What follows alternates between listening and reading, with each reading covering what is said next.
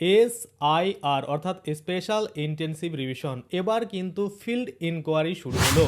আপনারা হয়তো ইতিমধ্যেই অনেকেই সেই ফিল্ড ইনকোয়ারির যে কাগজ সেটা পেয়েছেন।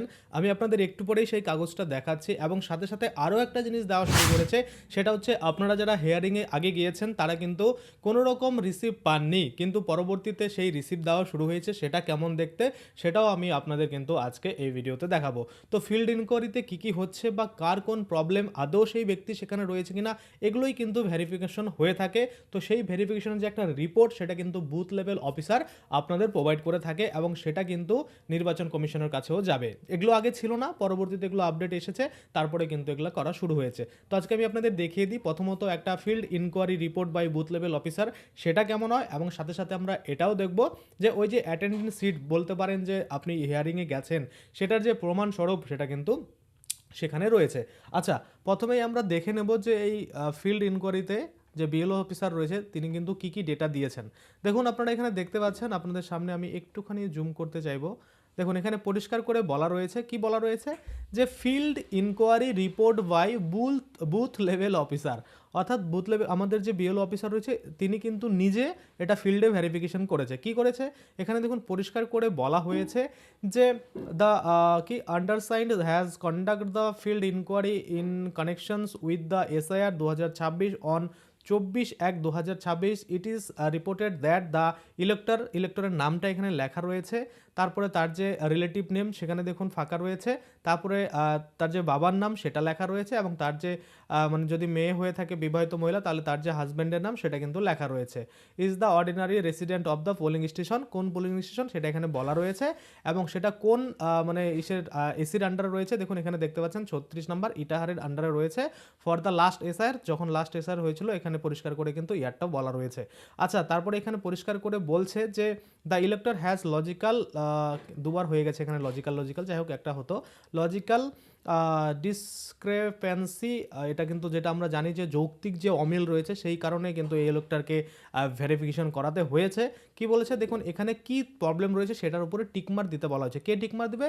বুথ লেভেল অফিসার অর্থাৎ বিএলও। এখানে দেখুন এই যে এই ব্যক্তির ক্ষেত্রে কি হয়েছে, এই দ্বিতীয় নাম্বার প্রবলেমটা হয়েছে, অর্থাৎ elector mapped with more than 6 প্রোজেনিস। অর্থাৎ এই যে আমরা দেখেছি সমস্যা যে একই বাবার 6-এর বেশি সন্তান দেখিয়ে দিয়েছে, এই ব্যক্তির ক্ষেত্রে কিন্তু সেম প্রবলেমটা হয়েছে। এবার আপনাদের অন্যান্য হতে পারে, যেমন অনেকের হতে পারে যে father's name mismatch with ইরোল of 2002, অর্থাৎ 2002 সালে যে আপনি লিস্টটা দিয়েছেন সেখানে আপনার বাবার নাম মিস ম্যাচ রয়েছে, এমন হতে পারে, সেক্ষেত্রে আপনার ওটাতে টিক থাকবে। বাকিদের ক্ষেত্রে কারো দেখুন জেন্ডার মিস ম্যাচ থাকবে, সেটাতে টিক হবে, কারো এজ ঠিক থাকবে না সেটাতে হবে, কারোর নাম মনে করুন ভুল থাকবে সেটাতে টিকমার হবে। এরকম মানে যার যেটা প্রবলেম সেটাতে কিন্তু টিকমার দিয়ে দেবে।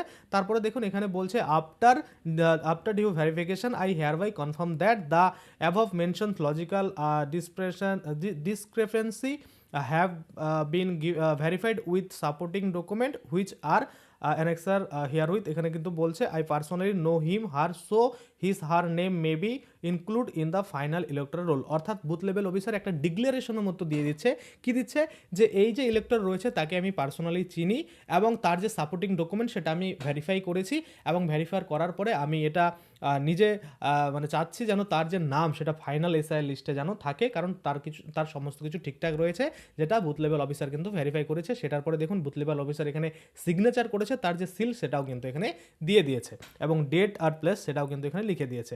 যাই হোক এই হলো টোটাল বিষয়, মানে এই যে field inquiry report by booth level officer, এটা কিন্তু যারা আগে মানে মনে করুন যে আগে যারা ওই নোটিশে ডাক পেয়েছিল তাদের ক্ষেত্রে কিন্তু এই ইনকোয়ারিটা হয়নি, বা তাদেরকে কিন্তু এরকম ইনকোয়ারি রিপোর্ট দেওয়া হয়নি, কিন্তু পরবর্তীতে এটা দেওয়া হয়েছে। শুধু এটাই নয়, আরও একটা জিনিস দেওয়া হয়েছে, সেটাও আমি আপনাদের দেখিয়ে দিই। আমি আপনাদের মোটামুটি দেখাতে চাইবো যে আরও একটা অ্যাটেন্ডেন্স সিট কিন্তু দেওয়া হচ্ছে, সেটা আমি বের করে দেখাচ্ছি আপনাদের। মোটামুটি আপনারা যদি দেখেন তাহলে এই যে দেখুন এইরকম টাইপ কিন্তু আরেকটা মানে কি বলবো, এটা সাবজেক্টে দেখুন লেখা রয়েছে অ্যাটেন্ডেন্স ফর হিয়ারিং SIR 2026, এটা কিন্তু দেওয়া হয়েছে। বা এই যে ফিল্ড ইনকোয়ারি যখন হয়েছে তখন কিন্তু এই সিটটা বা এই যে রিসিভ কপিটা এটা দেওয়া হয়েছে, এটা নিয়ে তাকে কিন্তু কোথায় কবে হিয়ারিংয়ে যেতে হবে সেটা কিন্তু বলে দিয়েছে।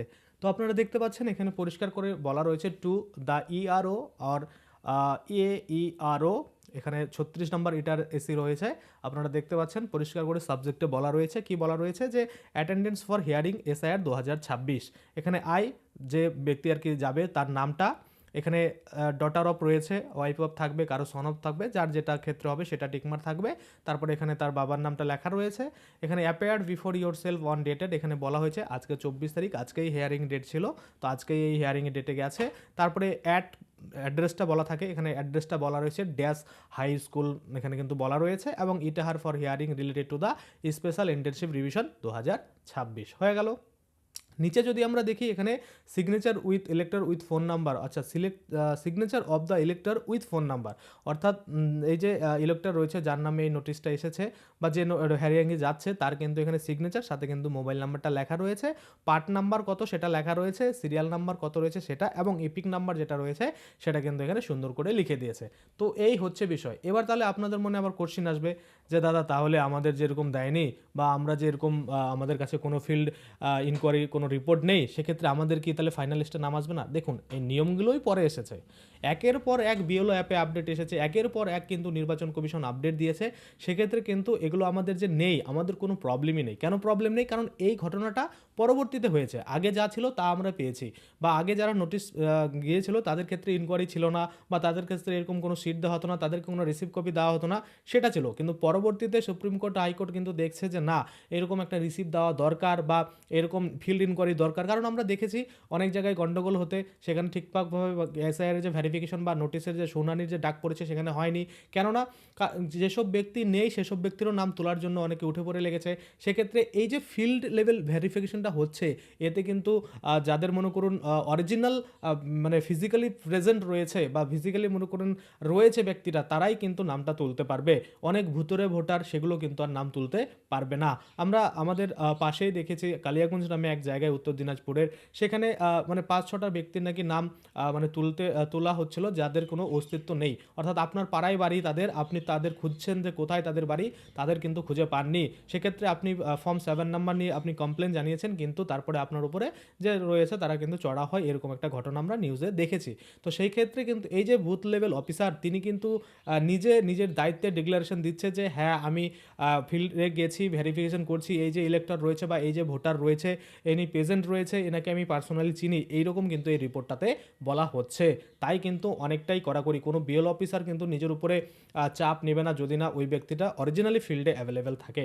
আশা করি আপনারা বুঝতে পারছেন। তো এই হচ্ছে টোটাল বিষয়। আর একটু পরেই আমরা সেই লিস্ট পাবো যে লজিক্যাল বা যৌক্তিক যে অমিলগুলো রয়েছে, সেই মানে লিস্টটা যে প্রকাশিত হবে। আপনারা হয়তো সকলেই জানেন যে প্রত্যেকটা পঞ্চায়েতে, তারপরে ব্লক লেভেল সে ব্লকে বা এসডি অফিসে, প্রত্যেকটা জায়গায় কিন্তু এই লিস্টগুলো টাঙানো হবে।